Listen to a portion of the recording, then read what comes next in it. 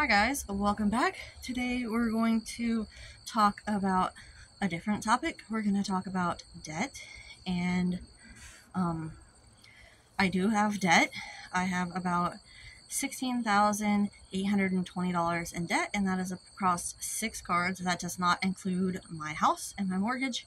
That's just credit debt that I have.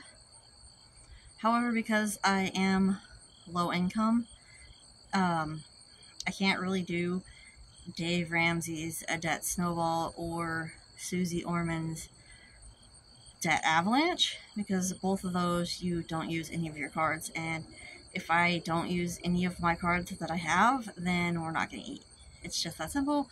Our income is low enough that I cannot pay all the bills and feed us and buy all the other things we need for our house and pay all of the debt payments without using any of the cards. So how I've been working on this debt, I did have a couple other cards, but they're already paid off, is that I am making the minimum payment, or at least $50 if the minimum payment is less than that, on the lowest balance, well, on all the cards, but on the lowest balance card. And then I'm also, actually I'm not doing it by that. I'm doing it more Suze Orman's way. I'm going for the one with the highest interest rate first.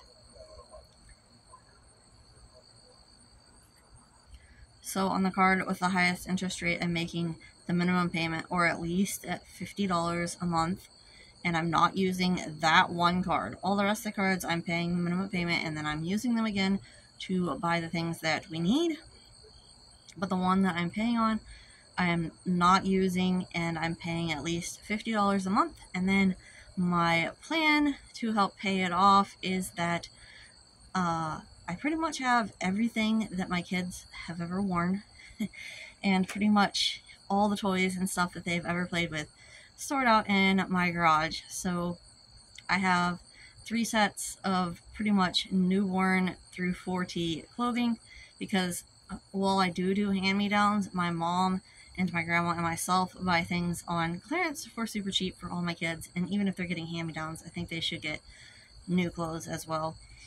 But they end up basically with another all-new wardrobe. So I have newborn to 4T for all of them, and then I have all the toys that they haven't really, that they don't play with anymore, as well as some other things.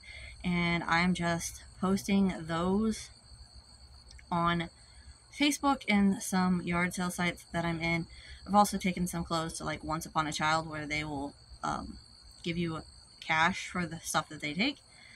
So I'm doing that as well. And then I'm taking, I can't always take the full amount and put it toward my debt, because I do sometimes need more money than we have come in for things that we need. So as far as bills and stuff, when they're extra high and stuff, which does happen a lot actually.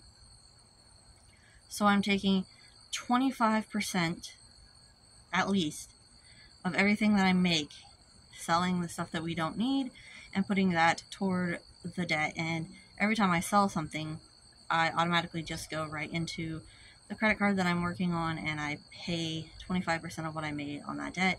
And if I have more to add to it at the end of the month, I'll do that as well. I'm also taking 25% of any like cash gifts that I get.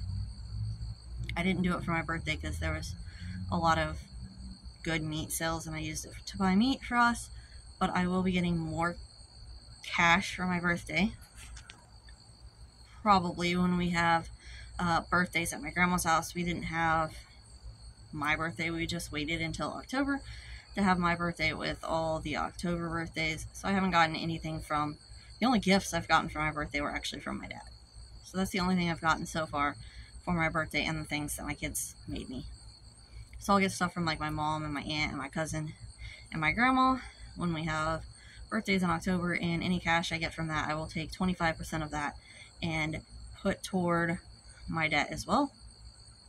And then any cash gifts that anyone randomly gives me, unless it's specified that it's for something else. I did have someone give me $20 one time to take my kids out for ice cream. So what I did with that was I took the whole $20, I let my kids pick what they wanted to do with it, They wanted to go to the gas station and get ices with it, and then they each picked out an ice cream treat that we bought to have in the freezer at home, and that's how we spent that money. But any money that is given to me without specification as to what it's for, I put at least 25% of that toward my debt as well. So it will take longer to pay off my debt than it would if I was able to do Suze Orman's debt avalanche, since that's kind of the method I'm using. I'm going for the highest interest rate first, because I have one card that has an interest rate of 9.9%, which is really, really low for a credit card. But then there are others that have an interest rate of like 29%. So even if my balance was lower on the one that only had a 9% interest rate, I would much rather pay off the cards with the 30% interest rate first. I'm not getting rid of the cards. I will be keeping them all, but I will probably just put something on them every now and then to keep them active, because it does help your credit score when you have more available credit. So that would be good. But that is how I am planning to pay off my debt, my $16,820 in debt. If you have any questions, go ahead and leave them in the comments below. And if you would like to have more updates as to how it's going on paying off the debt, just let me know, and maybe I can make a video every month or two letting you know how much I managed to pay off by selling things or from gifts that I got or whatever else. But that's it for this video. If you like this video, give it a big thumbs up. Hit the subscribe button down below to subscribe to my channel. Hit the bell notification to get notifications when I post new videos. And until next time, we'll be seeing you. Bye, guys!